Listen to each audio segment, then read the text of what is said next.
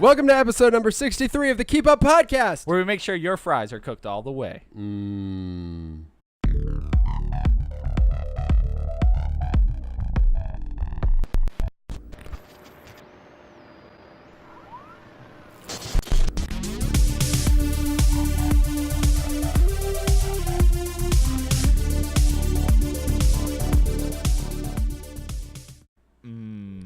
When's the last time you had fries, though? Yeah. Well, hash browns, does that count as fries? Sure. Okay, yesterday. What if it doesn't? Then maybe almost a week? A week? Yeah. That's a long time. See, this is going to be the whole podcast, folks. Brett has a fidget spinner, and he is spinning it a lot and trying to catch it to the double hand transfer while it's still spinning. Oh! One. You suck. All right. Tony Hawk would not be proud. Here's the deal. I'm ready. That's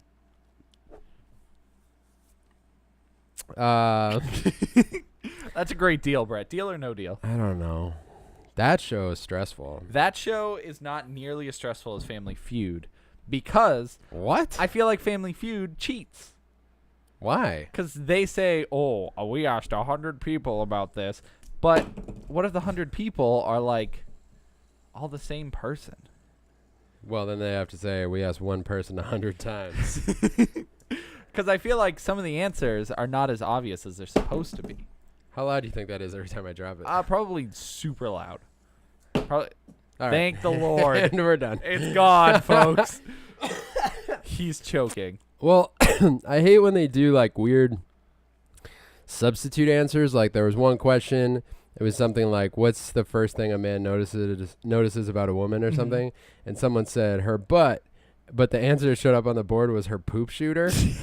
What? I'm not kidding. That I'm can't not be kidding. Real. Yeah, for real. Why would they do that? Out of all the things, you I can don't do know. rump, hiney, Right. booty, Right. poop shooter. I know. I actually am sorry I brought it up, and let's move on because it made me so sad. That's just gross. It was gross and uncomfortable. It's okay. It's better than meat slinky, I guess. Oh. Okay. Someone today told me that my watch was big. Woo! Certainly is. It is, but then I realized like that's hard to respond to. They were like, "Hey, that's a nice watch." Cool. Thanks. Yeah. It's a little big. That watch looks cool. Mm-hmm. Well, thanks. I like that watch. Oh, thank you. Yeah. Watch is pretty big. I would still say thank you. Just go with thank you. Yeah, I think so. I think All that's right. the flat response. Like, thanks. Oh, thanks. You know, It they're is trying to big. offend you. You can show them out the door by saying thanks. Say you know? thanks and kill them with kindness. Yeah, exactly. That's the Right. only way to kill someone. Yeah. I'm going to cough. Coffee. It was such a like, you fought back real hard. I for that did, cough. and then it was like, still coming. Just like. Yeah. All right, so I'm going to start this podcast with a story. Okay. I mean, it's a true story. Does it start in West Philadelphia? No. Oh, okay. Carry on anyways. It starts in New Hampshire. All right.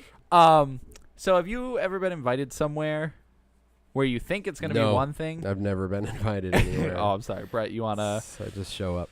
hang out tomorrow? I see. I don't know what to do. I've never had this happen before. I'm sorry. That's okay. I'm busy anyways. So have you ever been invited somewhere where you think it's going to be one thing Yeah. and you show up and it's something way different? Sure. Just sure. I'm sure that's happened. I'm trying to think of an example. Or, like maybe you got invited to a party and it turned out to be a costume party and you dressed up as yourself. The old costume bait and switch. Yes. No. Oh, I can feel a familiar feeling of that happening, and I can't place it. I know that's happened to me before. That's okay. I was just curious if you knew. What happened to you? Well, yesterday, I'll preface this with a few weeks before yesterday. Okay. I was invited by my friend Nate. Mm-hmm. Thanks, Nate. For his little birthday shindig where he wants to go on a hike. Mm-hmm. And all summer I've been thinking, man, I really want to hike. That'll be fun.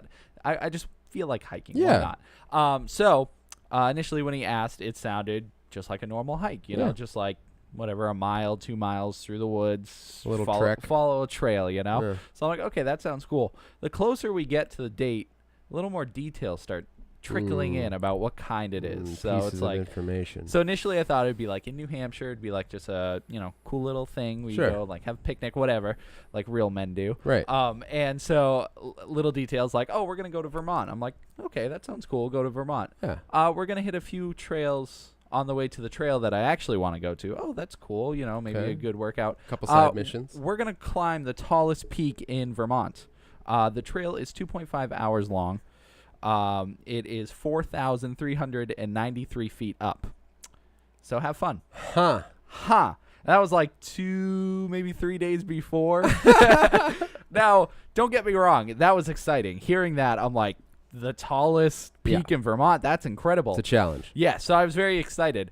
What I didn't realize is, A, how out of shape I really am, and B, how dangerous climbing or hiking could be. Really? Well, so the idea was we were going to go climb that peak and see the sunset and then climb down at night.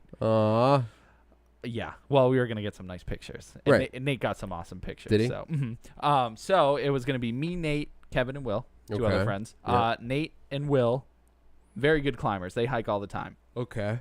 Kevin and I, no. Not so just much. no. At least it was 2 and 2. Right. So Yeah. we did inadvertently pair up. We Yeah. were 5 miles behind while they were done. Pretty much. Wait, really? No. Yeah. No, I was like, man. We were far. They went real ahead, and Nate actually had to stay behind because we and Kevin were just like dying the whole time. We were so slow.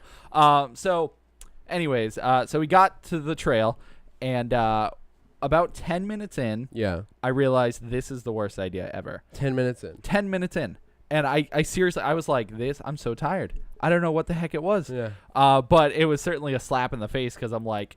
Because I try to work out every day, and I assume I'm healthy, but maybe not hiking healthy. Yeah, maybe that's a different kind. I guess so. I mean, it was a lot of, like, steep climbing up high. Were you just gonna... Oh, yeah, I was doing steps or something. So, but it was the mountain itself, it was Mount Mansfield is what it was called. And it was actually set up kind of neat because there are, 5 or 6 different trails, and each one leading to a certain point on the mountain. Okay. And each one varied in difficulty. So there was one called it was Hell's something. All I stuck with was the Hells because that's what we were originally going to go on is the Hell's Path.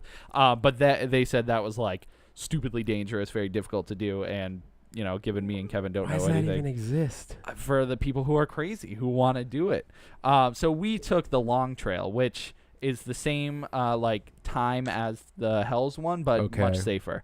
Limited death. Yes. I mean, I could have died a lot yesterday, but anyways, climbing up it was really one of those much more about the journey than it was the destination. Although the destination was awesome, but I will most certainly remember the climb. Yeah. But it was cool how it was set up. So it started out as there were steps and things people made to make it easier for people to start their journey, basically. So there were man-made steps. There were specific paths made and all this stuff, but as you started ascending the mountain, you realize people either were so tired they didn't want to make anything, or nobody's been as high as you have. It's a rare few made it to the top. This So is the first time anyone's been there. Exactly. So it started transforming into you had to climb over these big rocks, and there was this huge portion of mud, and there were a bunch of little rocks you had to jump across to get to the other side. Okay. And if you obviously stepped in the mud, it'd be awful, and you'd probably fall down the mountain. So there was a lot of cool situations that made me just think video game logic. I'm like, oh, okay, so it's getting harder.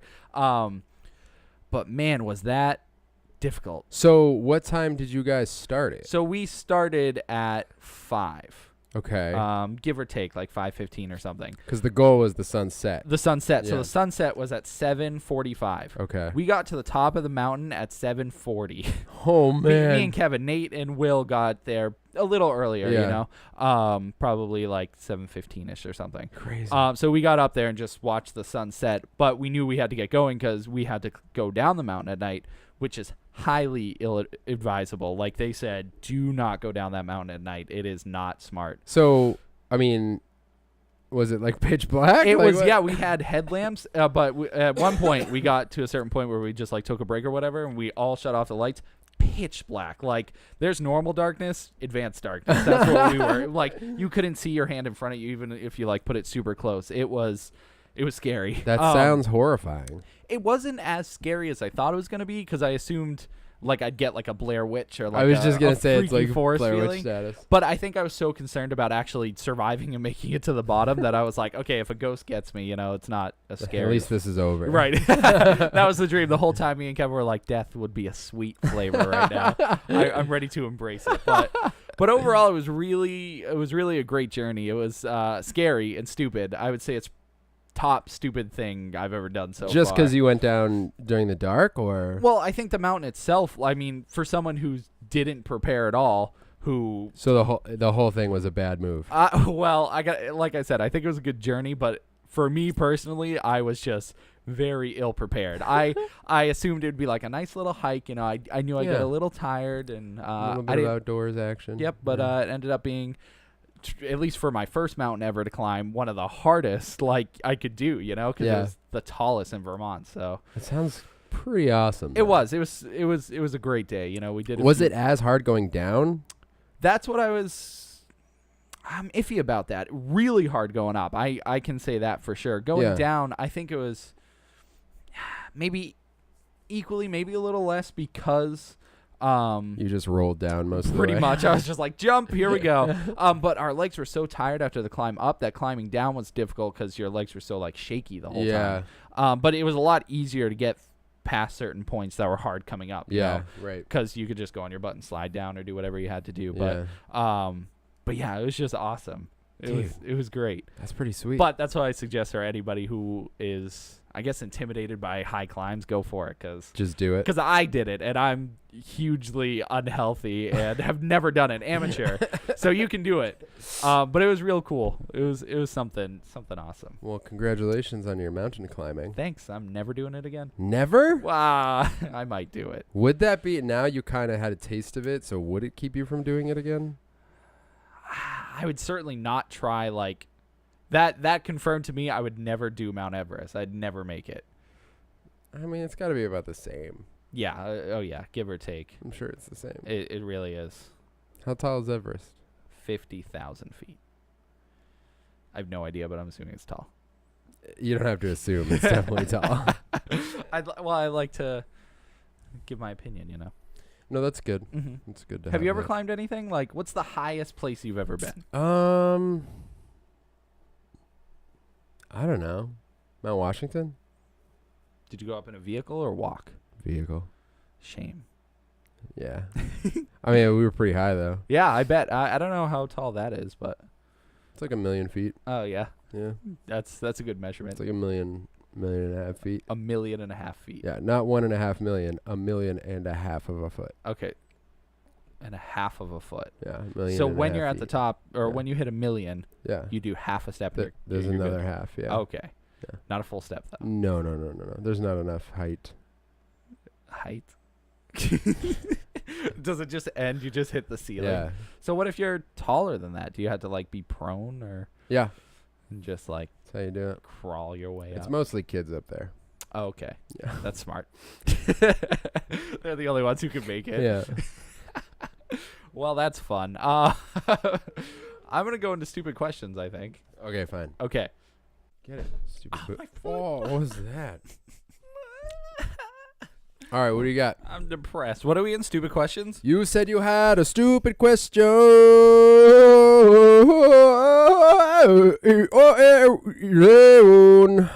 Is that the new transition for stupid questions? Yeah, something I'm working on. Okay, I'm glad. A little something I'm working on. Hey, hold up. I got a text.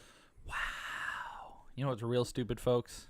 Brett. I don't even need to ask a question. You just look at him or listen to him. That was smart. Okay. Stupid question. What? Does everyone celebrate Christmas at the same time? No. No? Nope. Why? Some people wait till after December to get all the deals. And Okay. they have Christmas in January. Those are the weirdos, though. They're smart, but they're weird. Just saying, that's the answer to your question, my friend. But I mean, like, if someone, let's say California, There's the time difference. Okay. Someone named California. Someone named California in California. Right. They right now to them, I don't know what time it is, but I assume it's different. You're right. So if it's Christmas right now, say I wake up for Christmas, it's 6 a.m. Yeah. And to them it's 9 the night before. I don't think the difference is that. Well, I don't know. I don't know what the difference is, but I know basically the idea is there's a time difference. There is. And if I'm in Christmas time, but they're not, and then I call them and say Merry Christmas, they're going to be like, dude, it's not Christmas yet. Does it work like that? Yes. So people can start Christmas before other people start Christmas. Yes. Really? Yeah. I don't think that's right. Like morally? Oh no. Yes, I feel upset with myself. Like it's wrong. Well, I feel like I don't know. It's why would we have it set up where not everyone can celebrate Christmas at the same time? Like why do we don't have it set up. I don't really time zones. They're just a fabrication of man. So what? That's true. So, why do we have it set up where certain days don't fall? I know they don't fall at the same time, but like Christmas should just be unanimously at the same time. Or New Year's.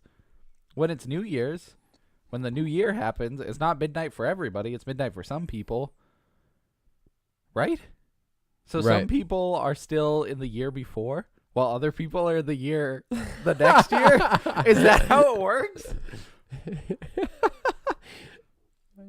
Yeah. Or is there like the first person to be in the new year? And then everyone watches the ball drop in New York, right? Yeah.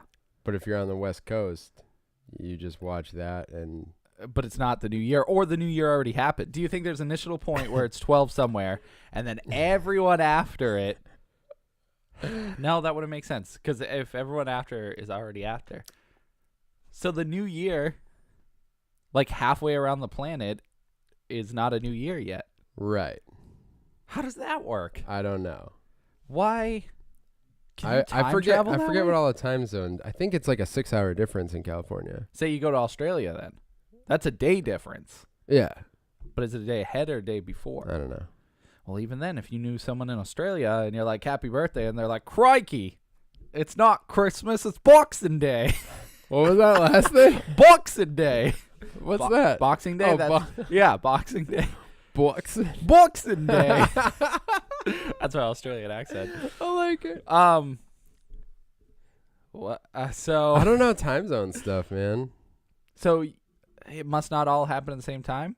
The New Year's throwing me through a loop because you see it like say in movies and everyone celebrates the New Year. Yeah. And they show the whole world and everyone's like Happy New Year, but is it like 4 p.m. That's true. So that's funny. How does that work? How do we transition into a new year? Once again, as generally stupid questions go, this is something I could look up easily on Google, but the whole point is not to. And I think part of life is figuring out things for yourself. Right. Well, here's one thing for sure. Yeah. I looked up a time zone map. Use Google. Alaska is purple. And what does that mean? There's no key. It's just like I actually don't see a key on this map. I just see that Alaska is purple. I'm glad we learned that, because if Alaska was green, I'd be real upset. Right, and that would be a serious issue. Yeah. Okay. Let's say this map is accurate. I can't. It won't even let me look at it. This is just. It's the worst. This is the worst day of my life. Is Alaska still purple on that map? You know what? Alaska is not even on this map. So that map is even more inaccurate. I'm going to go ahead and not use that map. Okay. How about this one? This just tells me which time zones are which. That still doesn't help anybody. You could just type in, does everyone celebrate Christmas at the same time? Because everyone wants to know.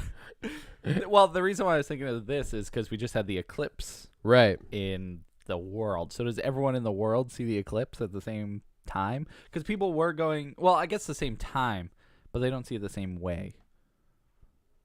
Because people are traveling to certain states to see the eclipse, see a better version of this eclipse. Yeah. But if you're in a different time zone, does the eclipse happen at a different time? No, I mean technically, But I guess it's all at the same time. Yeah, Yeah. Okay, that makes sense. But if there's a holiday, if there's a day you're waiting for. Yeah, the New Year's thing is throwing you for a loop because that's a thing based on a clock time. Yeah, that is a time. So it's like there's a point where someone is in the year 2018 and someone's in the year 2017. Because time doesn't reset at that point. Why does that happen? I don't know. Now the real question is, if you're in a plane, Yeah. could you you could technically go back in time if it's 2018 in one place and then you cross back to 2017. Now, how do we do that on a much bigger scale? That's the real question. That's the question. I bet if there's a leap year, that could be it. That's like when the wormhole opens. Yeah, so you go back in time Yeah. on a leap year, Mm-hmm. and you should go forward in the future 4 years. In theory. Okay. That's 100% solid, that theory, yeah. Okay, so that's it, folks. That's the answer to the question today. Okay. You can time travel not on Christmas, but on New Year's. During a leap year. During a leap year. But you'll only go ahead 4 years in time. Right. That seems a shame. It's a start. Yeah. And then from gotta there, start somewhere. I wonder if you could ever go back. I guess you would have to go from 2017 to 2018 on a leap year. On a leap year. So if you go back, you go forward. But if you go forward, you're going back. I mean, isn't it obvious? Yeah, it makes sense now. Seems obvious. All right, I'm saving us from this. Let's go into... Do you have television? Yeah. We Okay. both do. Oh, yeah. Television. All right.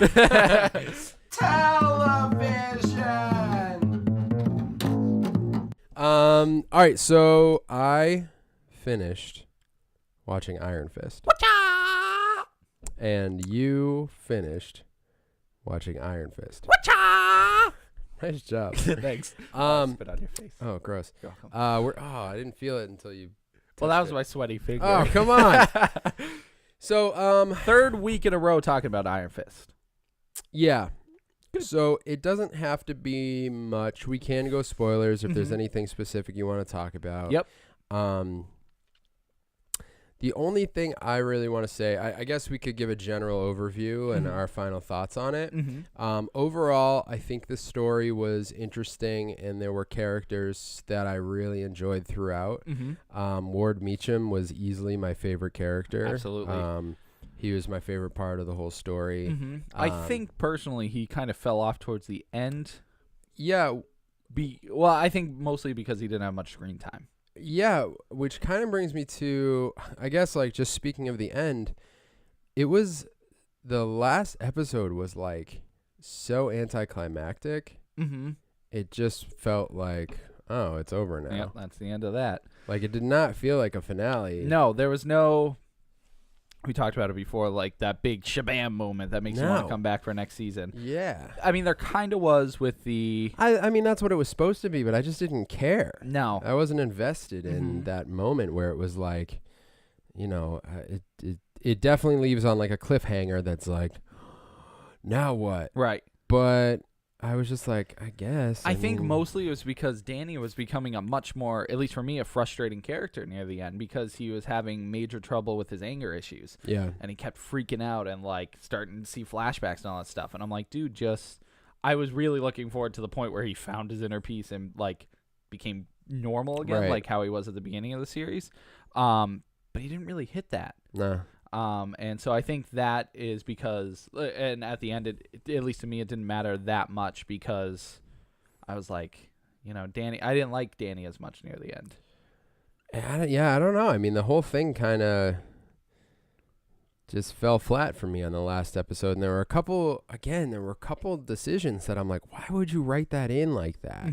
Where, okay, the final like showdown, there were a couple things I had problems with. One of which is Danny's been shot, and so he's hiding from what is his name? Do you Daddy remember his Warbucks? name? Yeah.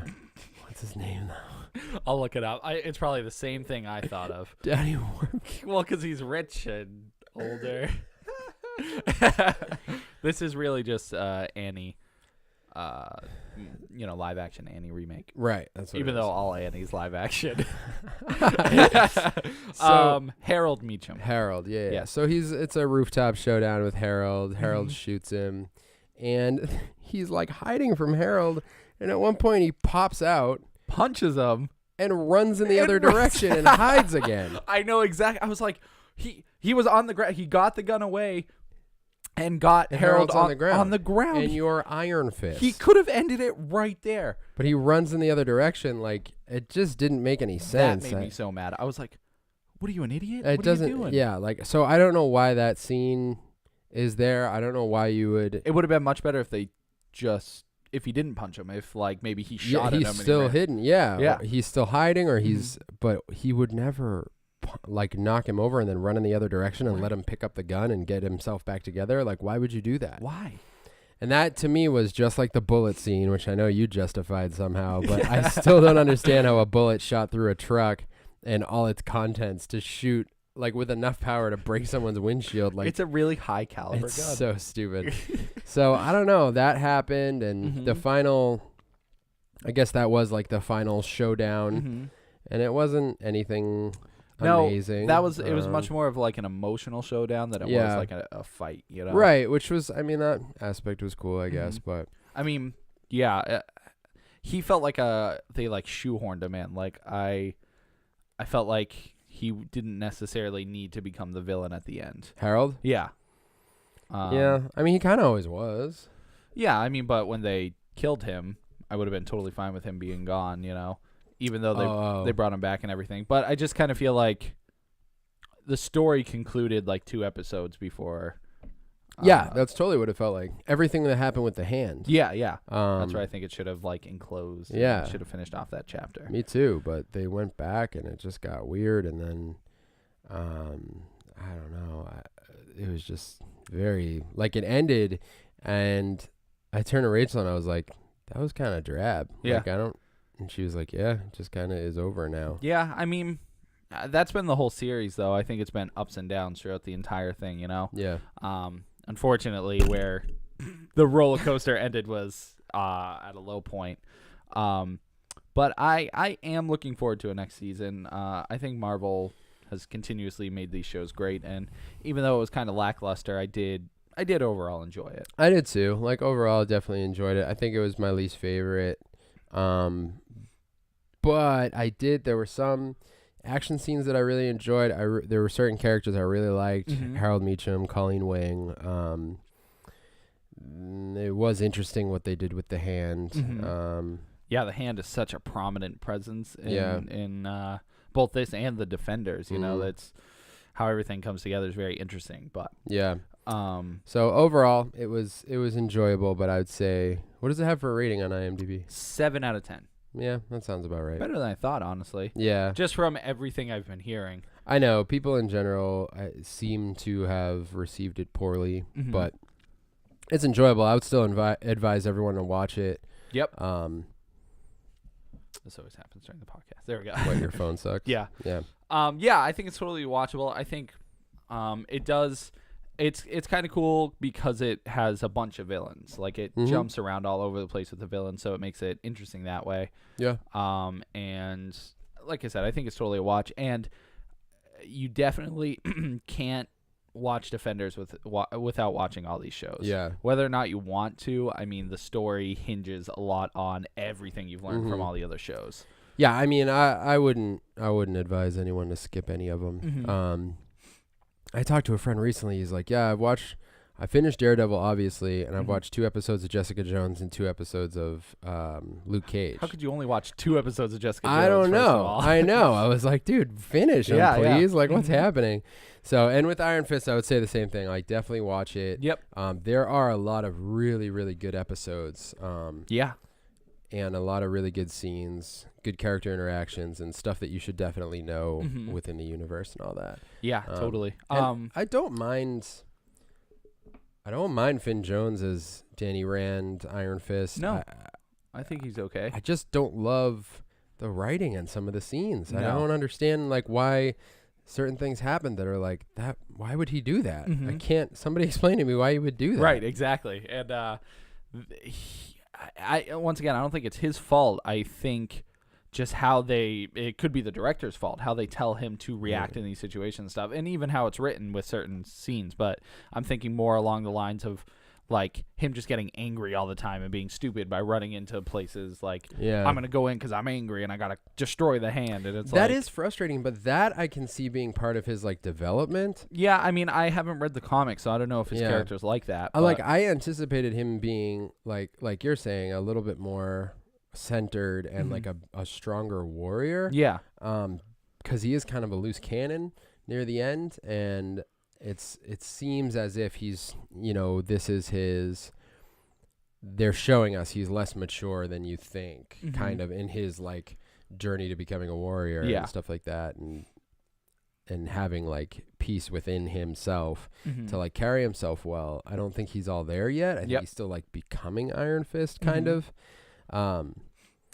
But, it was, I don't know, there were just other things, like other fight decisions, and we talked before about him saying things that obviously sound crazy to these people that have no idea that what you're saying is true. Yep. So why would you not be smart enough to realize that? At least farther into the series. Right, yeah, because it happens throughout. It never there's never a waking up from that, it seems like. Yeah. So I don't know. It was stuff like that's annoying because it's like, how many people work on this one show, right? And nobody was like, "Hey, that's dumb." Yeah, exactly. Let's not have him knock over the villain and then run and hide in a corner. They're like, "No, it's good for story purposes." I don't. Yeah, it's super weird. Yeah. But watch it though. Yep, totally watch it. What did you think of the ending? It showed up where all the characters were at the end. Joy, that guy that is his friend. What do you think about that little? Oh, Davos. Thing? Yes. Do you think that was weird? Davos. Davos, I believe. B or V?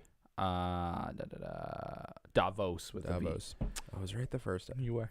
What was the question? You think it was just weird that he? It was weird. That he would choose to do whatever he's doing. You know?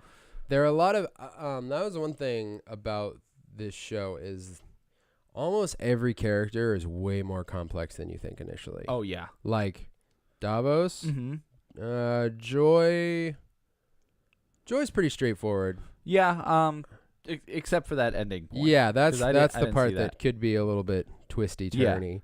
But for the most part, she's a pretty straightforward character. Yeah, but everyone has this like second layer. Yeah, Harold is super weird and complex. Even Colleen, she completely twisted. Wait, did I say Colleen? I don't think so. What did I say first? Davos. Oh yeah, I was gonna say Colleen. Sorry, I said it real loud in my head. No, it's okay. You're yelling, Colleen! Yeah, you're. But yeah, I think that's definitely a strong suit of this show is all these people with their how the characters are written. Right, and there's a lot of like seeing how they all. Well, to finish that, seeing how they all relate with people who are close to them. Same thing with Ward and Joy, and Harold and Ward's relationship is super weird. Yeah, and even the dude from The Hand, Bakudo. Yeah. He was also like such an interesting character. So there's definitely enough in there that make it all worth watching and experiencing. But I think that was the majority of what was cool about it. Yep. It was actually less about Iron Fist himself that I found intriguing. Yeah, it's funny that the show's called Iron Fist, but we like the characters a lot more than maybe Iron Fist himself. Yeah. So, anyways, totally worth a watch. We'll stop talking about it because we finished it finally. But and you guys might have noticed I was alluring. I think alluding. Yeah, alluring. What's that? You're like drawing someone in. Maybe. So I was alluding towards the Defenders that came out. Last week. You didn't watch any of it yet? None. So maybe I won't talk much. Don't. I do want to say pretty good. That's what you want to say? That's what you want to spend this time saying? I want to say that it certainly has its issues, but not nearly as bad as like Iron Fist issues and stuff. Like there's just little things here and there. But anyways, Defenders totally worth a watch. I would say definitely watch all the shows before because it does a great job of continuing all the stories. Yeah. And cutting off a lot of loose ends that were in the other stories, and it's kind of like it is the Avengers of the TV series. Like it just, it totally. Marvel's a pro at all these team up collabs. Yeah. So, but yeah, I watched it, but I'll wait for you to watch it so we can have a full blown conversation. Yeah. But totally watch it, guys. It's great. Cool. Mm-hmm. Yeah. That's all I had in TV. Yeah, me too. You want to go to movies? Sure. Okay. Ooh, let's go to the movies. So I'll start off first with Disney leaving Netflix. Already? Disney is, I don't know if they're backing out of the deal or struck a new deal, but basically what they're doing is starting their own streaming service. That could lead to a lot of controversy between Marvel. Right. They said they're still going to keep the Marvel shows on there. Okay. The Marvel movies, they're not sure. But they are definitely pulling all the Disney movies off, putting it on that streaming service. So everything that was so exciting about that deal, they got rid of it. They pulled out already. Man. And that's frustrating because we got the movies real fast after they came out on DVD or Blu-ray or whatever. And it was a really good selection. So it's a little upsetting because obviously we're going to have to pay whatever, $10 a month for a Disney service. I wonder what's going to be on it. I mean, they do have an incredible catalog. Oh, yeah, it's huge. Yeah, but like content-wise, I mean, Disney does own Marvel. They own Lucasfilm. They own, obviously, Disney and stuff. So there's a lot there, but it's not like Netflix or Hulu or whatever where they can have a massive variety and add any movie from anywhere, Mm-hmm. So it's only going to be, if you really like Disney movies, pay $10 a month to watch your favorites, I guess. Yeah. So a little stupid, a little depressing, but on the plus side, they said they are going to keep all the Marvel shows there. So The Netflix. Yeah. I mean, they're Netflix originals. So, right, exactly. yeah. So they didn't talk about future shows, like new ones they're working on, but I feel like that would be weird. I mean, yeah, they would split their audience so much. I mean, it's a way, obviously, to make more money. but if the Disney one is like mostly Disney animated stuff and then to bring like how dark the Netflix Marvel shows are, there's no like way they could do that. wouldn't make any sense for them to just No. I don't know. Depends what they're doing with the streaming service, I guess, but Yeah. I don't feel like that would fit the market. Yeah. So that was a little upsetting to hear. I think, what was it, the end of October? I think they're pulling all of it off. So, yeah. So it gives you a kind of short time limit to watch whatever you need to watch. Jungle Book has been in my queue forever. I Oh yeah, watch mine that. too. But other than that, I mean, it just stinks. There's no like Civil War, no nothing that I Yeah. can just pop on now. Rogue One. Yeah. Oh, Rogue One. That was. I'm not happy. So that was a little upsetting. But, Yeah. I mean, what can you do? Did you watch any movies at all? Did you watch I anything? don't think I watched anything Nothing. this week. No. Nah, you've been a busy guy. It's been a busy week. Mm-hmm. Yeah, finished up Iron Fist. That was the big one. Yeah. And then Rachel's been watching Luke Cage because she hasn't watched it yet. Are you watching it with her? Like again? A or- couple episodes I've Mhm. watched with her, but mostly she's been doing that while I've been studying. Oh. Yeah. Because you're a smarty pants. Ugh, not yet. No, you're there though. You're working towards it. Yeah, just about. I Yeah. got a new job and it requires studying. That's all. That's it. That's it. So, So yeah. So basically, I'm going to be running the podcast for the next few weeks. No, I passed my exam that I was studying for, so now I have more studying to do. But it's it's not quite. As taxing. Yeah, Time consuming. it's less stuff that I have Mhm. to study. So, and my schedule will level out within the next couple weeks. Yeah. Right now it's just sporadic. that transition phase. That's all it is. That's all it is. That's all it is, man. No worries. All right, so I'll jump into. I think I have notes for 2 movies, but I think I'm only going to talk about one. Okay, what do you got? Did you ever see Sing? That was the Animated one? Yeah, the I didn't. Oh, No. ha, ha, ha. What? I watched it. It was good? Yeah, it was really good. Really? Yeah. So, if you don't know, Sing is a story about a singing competition in this kind of like, it's like a Hollywood type town, but not as big as Hollywood. Okay. So the idea is the show will bring a lot of attention to the town and be really great for the town. Sure. So the guy who owns this theater is a koala, And of course, played by Matthew McConaughey. Nice. Which is great. You hear very little hints of him, but Really? it doesn't sound like him too much. But basically, the theater is failing, so he wants to get the show so everyone will come up. Yeah. But he doesn't have a lot of money, so initially he wants to have a prize of, I think it's $1,000.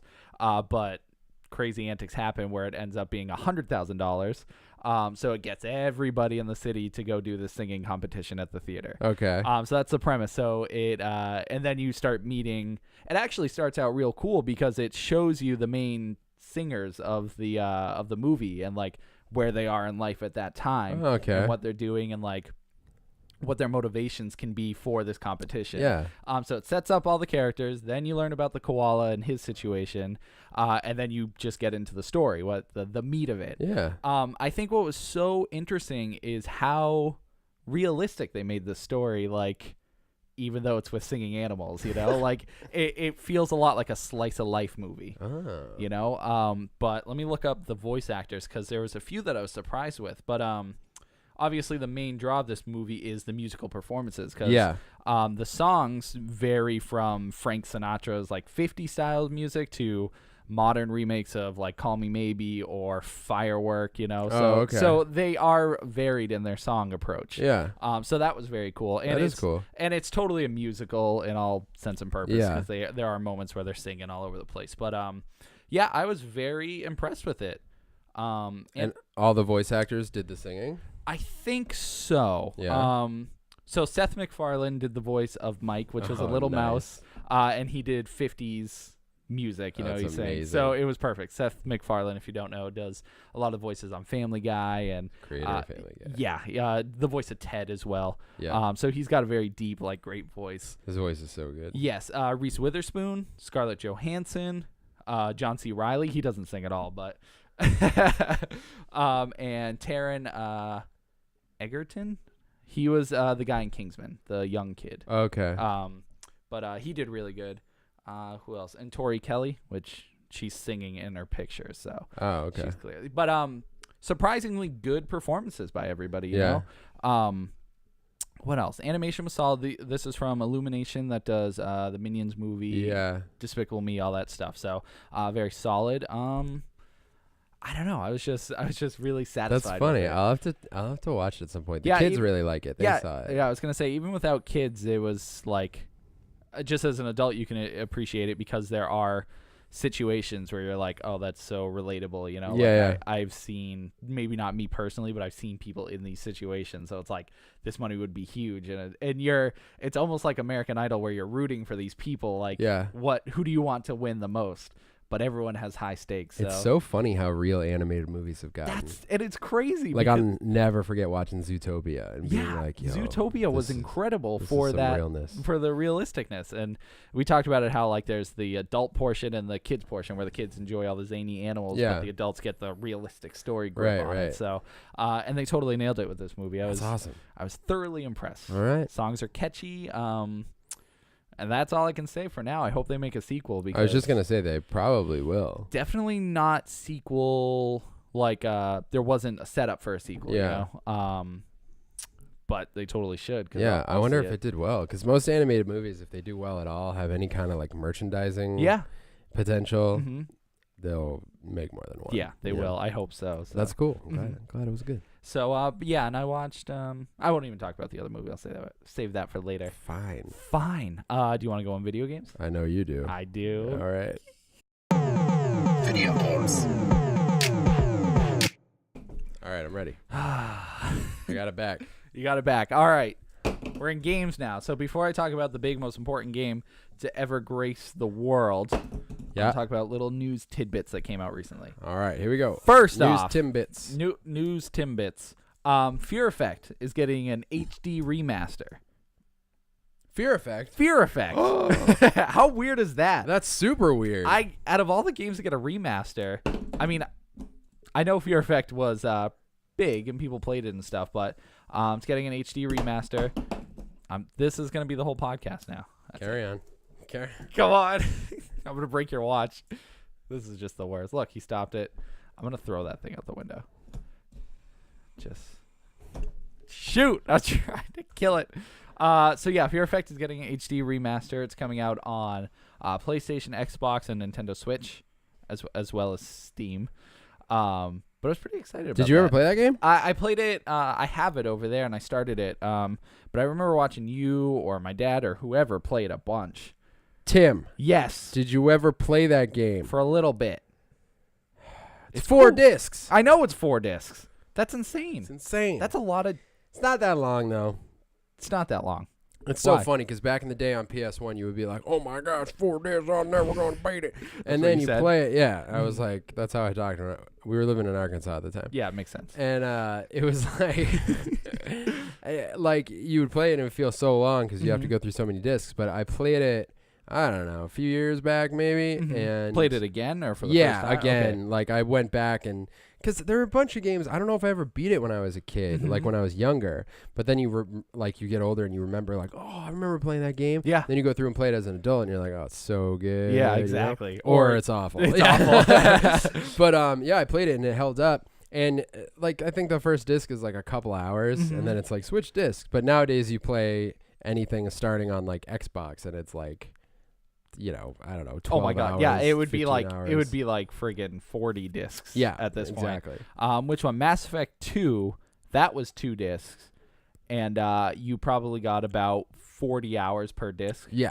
Yeah, comparatively to PlayStation, like I think they could only have 128 megabytes on a CD. Okay. At the time, I think. I don't know. I don't remember. I feel like Fear Effect was like 8 hours maximum. Total for all 4 discs? I think so. It could be. I mean, graphically, that game is pretty intense. Like, it is. Like, I know it has a lot of, like, still shots, like Resident Evil and stuff. Yeah. But just the character models and the art style was probably, like, heavy. Like, it was a lot of data. It was cel-shaded, wasn't it? Yeah. Yep. Definitely an early example of it. So, but, yeah, I remember that game because I think it had a... How big is it? Did you just? I thought 6.5 hours. Wow, that's even shorter than I thought. All right, it says main story and extras 8 hours, completionist 10 hours. So it looks like 10-hour maximum. So I wonder what the difference between main story and collectibles is. Yeah, me too. Completionist. Are you on howlongtobeat.com or whatever? Yeah. Yeah, I mean a lot of the times you can kind of figure out the difference, but that game, I mean, I don't have a great knowledge on it. I don't know what the difference would be. I don't remember there being like a ton of extras, but yeah. But yeah, anywhere, but it would probably average 7-8 hours. Yeah. On 4 discs. On 4 discs, that's insane. Yeah. That's cool though. I mean, I'm excited. I'm curious. It's a great game. Yeah, I remember it being really neat. And when I played it, it had a cool gameplay system where like, you aiming was a little more difficult than traditional third-person shooters. Yes. Because it was more like you had to like lock on to the guys, but then at that point you had to figure out where to aim specifically. Yeah. Because you couldn't just lock on and start shooting. Even if you aimed at the head, you had to make sure you didn't aim too high and over the head or too low and you'd hit his leg or whatever. Right. So it was cool. It had a different system. But the other benefit to this is if this sells well, they'll make a HD remake of the second game. Nice. And possibly a third game or a fourth game. I don't think they came out with a third one.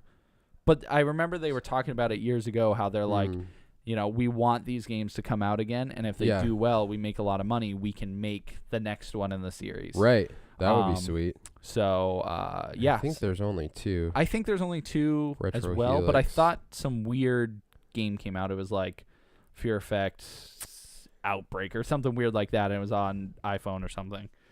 Maybe there was a PSP. That might be it, actually. It was like just a weird side story or whatever. I don't know if it ever came out. Maybe it was Kickstarted. But anyways, that was exciting here because I've always thought it was an interesting game, and it makes me interested to play the old one so I can compare it to the new one. But yeah, you should definitely play it. I would suggest anyone go play that game. It's super cool. It's super fun, and I think that I think you could also jump and shoot, like you could dive and shoot. That sounds a little familiar. Which was like a big thing. It wasn't like Max Payne status yet, but it was. But like I mean, it's still that. Cool. Yeah, like hide behind cover and stuff. Yeah. It probably had a lot of. I mean, people talk about it all the time, so I bet it has a good impression for a reason. So yeah, it was a good game for sure. And the other gaming news I had, there's a new game coming out called BioMutant.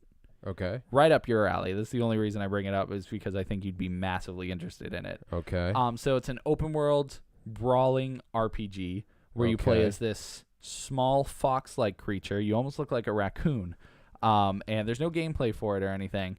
But the premise is you basically survive. What? Did you look it up? Yeah. The main character in it totally looks like Rocket Raccoon to a degree, but he's got like an And Fox. And Fox, yeah. And he has like I don't know if it's an eye patch or a cybernetic eye, but in the game you can upgrade the animal by like you can get better claws, better like rocket boots. Like there are upgrades to the creature so you can make it more mechanical or more nature-like, you know. But it looks really cool. The trailer was super neat. I think he fights a gorilla or something huge. That looks super cool. But it looks like it has a variety of both like weapons, like guns and stuff, and swords. He uses swords and his claws and like various things to fight this. I don't remember what it was, gorilla or bear or something. Radical. But this is from the developers of Just Cause, and they make really fun gameplay games. Yeah. Like their stories are never good, graphics they're all right, but gameplay is their like forte. They're really good at it. Cool. So if this game is from those guys, which it is, it'll Console game? Yeah, it'll be on Xbox One, PS4, all that stuff. So, but it looks really cool. I'm excited. So keep your eyes open for that. I guess I'll jump into the big game that came out this week. Shaq Fu. Shaq Fu, the Revenge of Fidget Spinners. In HD. No, the real game is... I'm not even going to tell you. I'm going to kill this You're thing. too slow. Unlike... Sonic Mania! Oh. Okay, what? Sonic Mania finally came out. I have been talking about this game forever. Yes.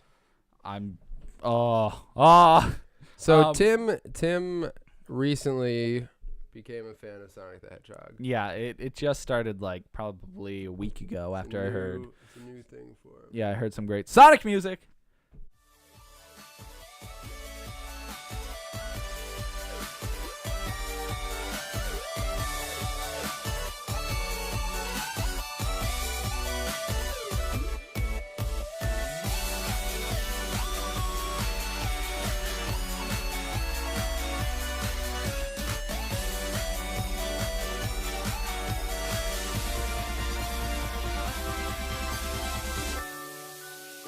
And that's what made me a fan. Oh my god. I just say, if you ever want to kill the podcast, this is the way to do it. He won't stop. So this whole review is going to be useless.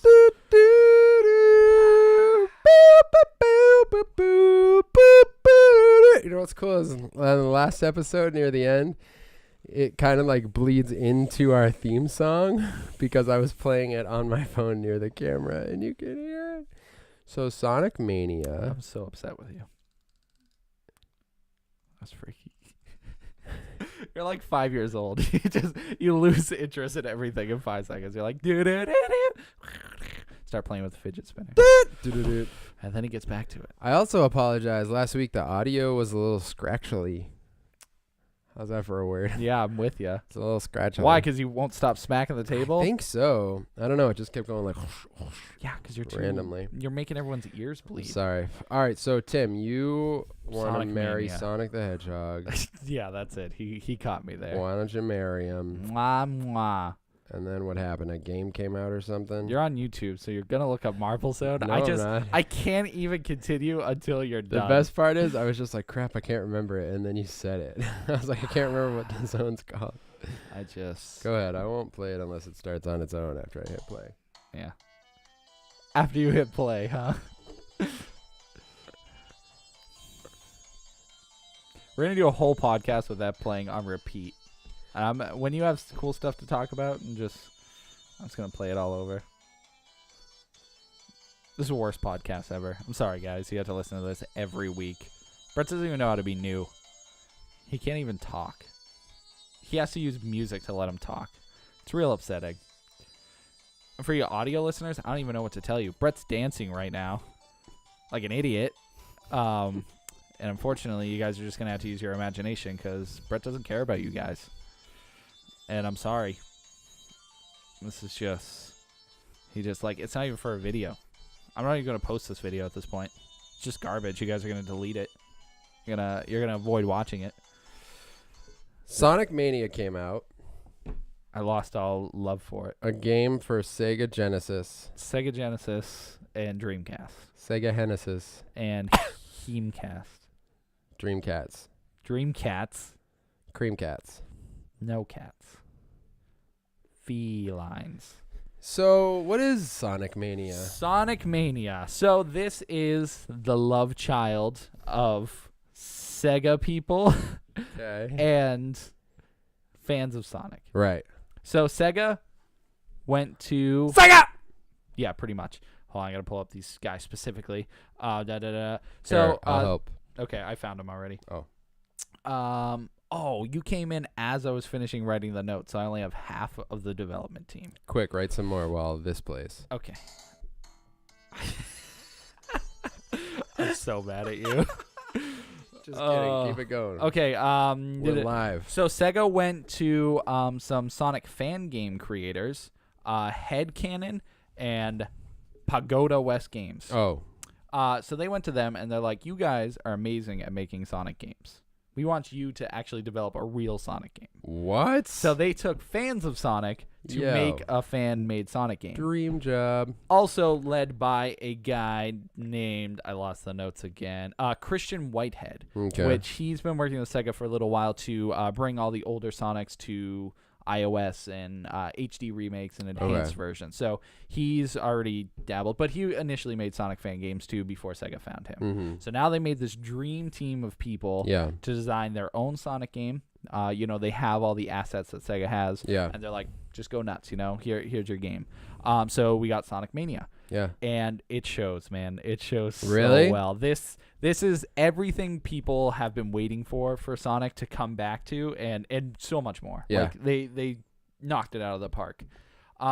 So initially when I played this game, my what's the word I'm looking for?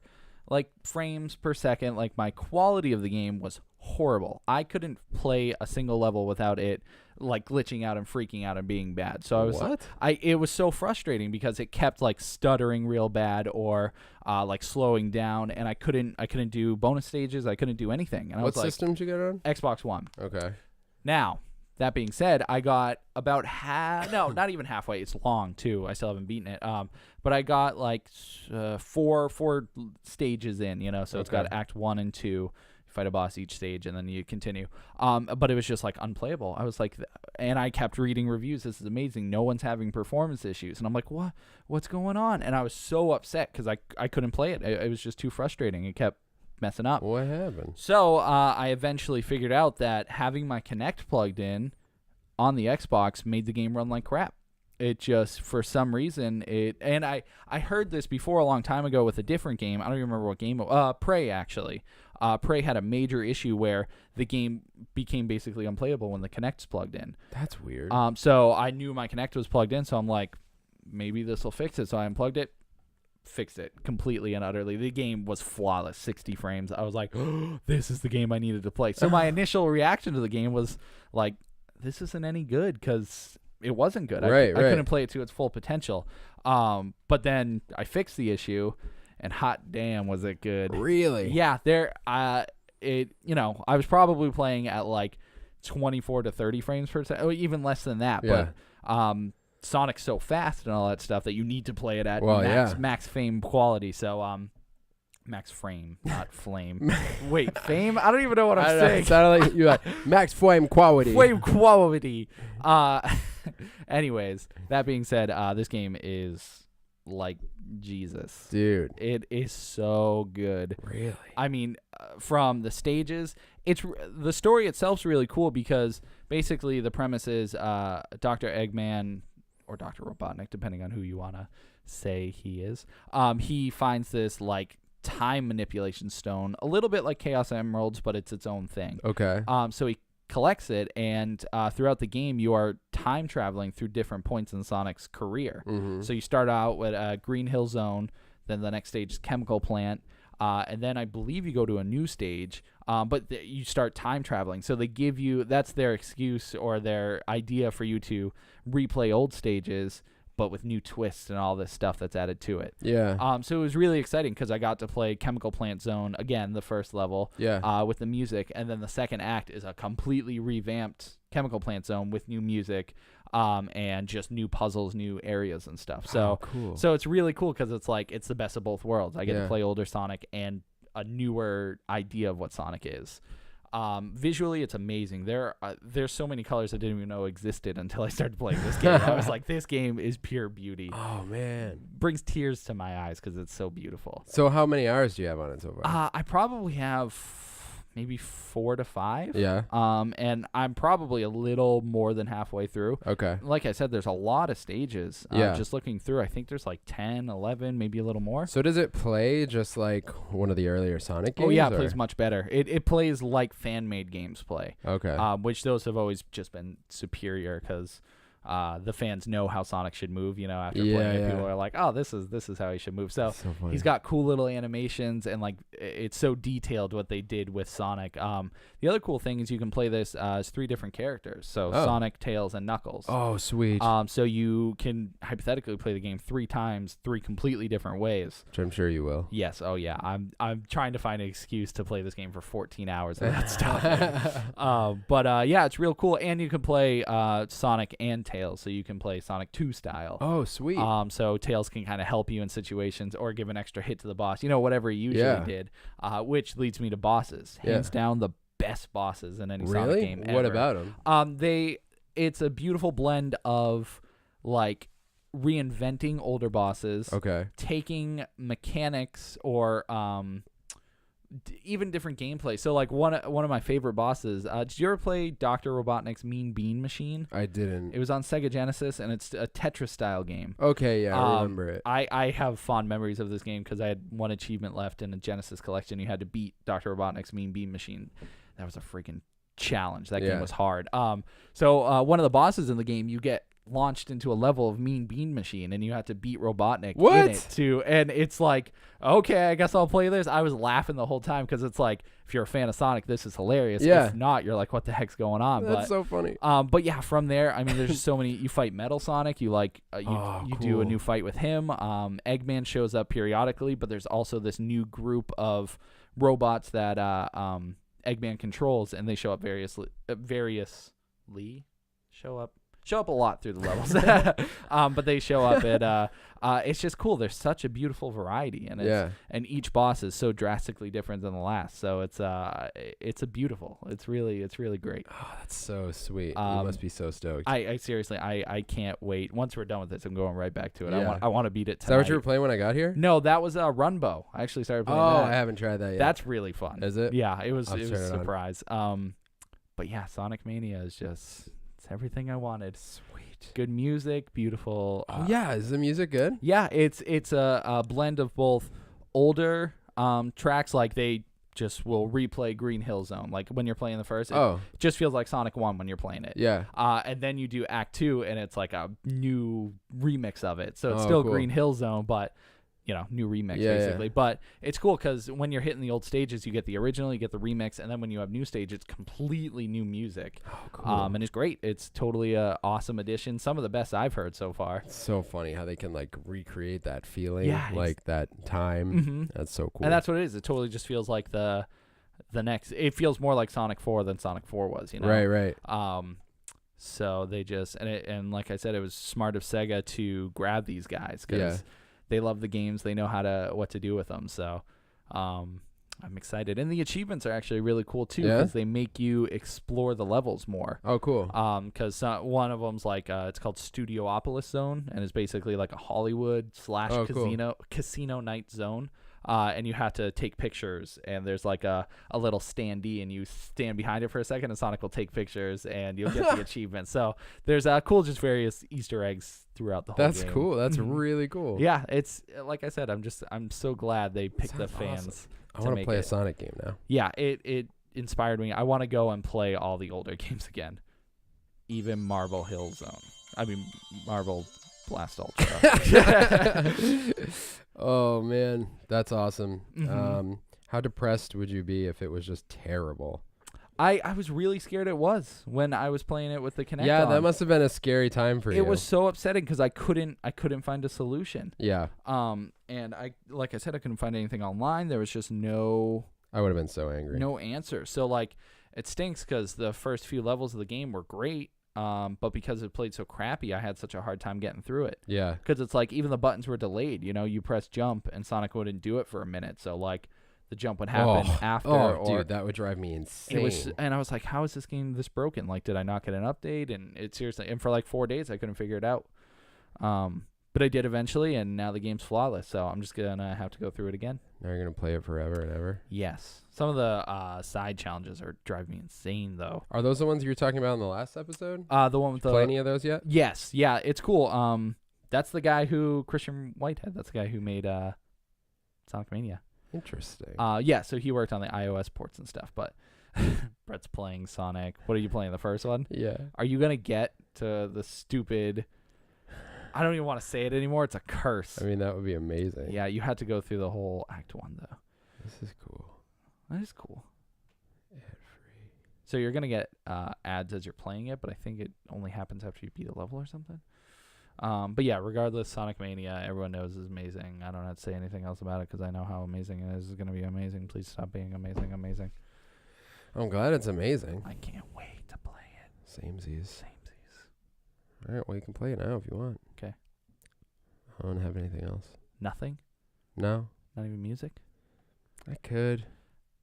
We don't have to. I don't know if I want to. That's fine. I'm not going to force you. We should next week. It's a really good album. It is a really good album. You liked it? I have. All right, we got to do this next week. Okay. Do you have anything else? No, I'm good. Yeah, I kind of wanted to end on Sonic Mania. Yeah, that's the only way to. It's the only way to end. Yeah. Yeah. Plus the collector's edition. Oh, yeah. Are we going to? We should do An unboxing? Yeah. Totally can. All right. That's real cool. It's real cool. Real cool. All right, I guess you can babble. Already? Thank you guys for watching and listening. Thank you for listening and watching. And we'll see you next week. Next week. Don't forget to subscribe to our channel. Subscribe. Subscribe, follow. The Keep Up VE. That's where all these vodcasts are VE. going. Find us at the Keep Up on Instagram. Keep Up HQ on Twitter. Neither of us use Twitter, though. It's a joke. We should. That one time you posted a picture of Groot and we got a million people million. responding. I dream or for that. retweeting or whatever. Yeah, I dream for that. I don't know how that works. You just gotta retwiddles. Why does it say no save mode? 'Cause you beat it like originally. That's how you do it? Well, I mean, no save mode. If the game won't save if you die too many times, or you have to beat it in one sitting, like you were supposed to. I see. All right. Well, Brett does that. Have you guys ever thought that if you flick a flicka, are you really riding a horse, or is the horse riding you? I'm not sure if flicka is really the horse you want to believe. Like if you flick, Brett died, but he's not flicka, so that's fine. You died. That was like 5 seconds. Great. I'm just gonna end babble now. Babbly wah. This is this. Hey, look, it's an eclipse.